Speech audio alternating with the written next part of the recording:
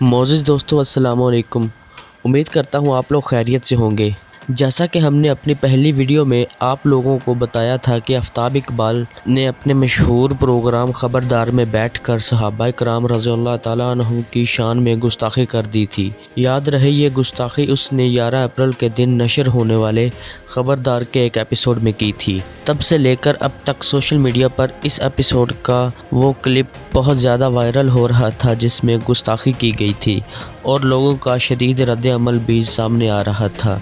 कोई उसे अरेस्ट करने की बात कर रहा था तो कोई क्या कह रहा था। ये सब देखने के बाद आफ़ताब इकबाल ने अपने ऑफिशियल यूट्यूब चैनल पर 12 अप्रैल 2021 यानी कि इस गुस्ताखी की वीडियो के अगले ही दिन अपनी इस गलती पर माफ़ी भी मांग ली है और साथ में इस गलती की वजाहत भी दे दी है। मोअज़्ज़िज़ दोस्तों, याद रहे गलती करना बड़ी बात नहीं होती, जबकि गलती पर डट जाना बड़ी बात होती है।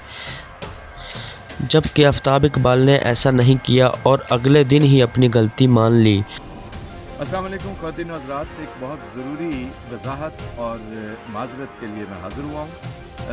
मेरी ख्वाहिश तो ये है कि पहले मैं वजाहत करूँ, लेकिन मैं माज़रत से आगाज़ करूँगा, अनकंडीशनल गैर मशरूत माफ़ी और माज़रत से कि गुज़श्ता शब ख़बरदार की एपिसोड में हमसे एक हमाकत सरज़द हुई। ये मिसाल यहाँ पर जिस तरह अपीयर हुई है वैसे बनती नहीं थी।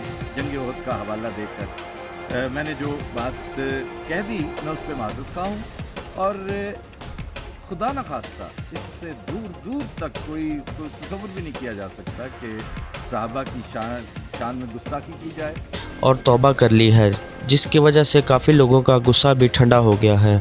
उन्होंने वाज़ेह तौर पर कहा है कि ये गलती इस एपिसोड की एडिटिंग के दौरान पेश आई है। एडिटर ने एपिसोड लंबा होने के डर से इस क्लिप के कॉन्टेक्स्ट को ही डिलीट कर दिया, जिसकी वजह से इतनी बड़ी गलती सरजद हो गई। लेकिन फिर भी इन्होंने तमाम मुसलमानों से ना सिर्फ माफ़ी मांग ली बल्कि तमाम लोगों के दिल भी जीत लिए।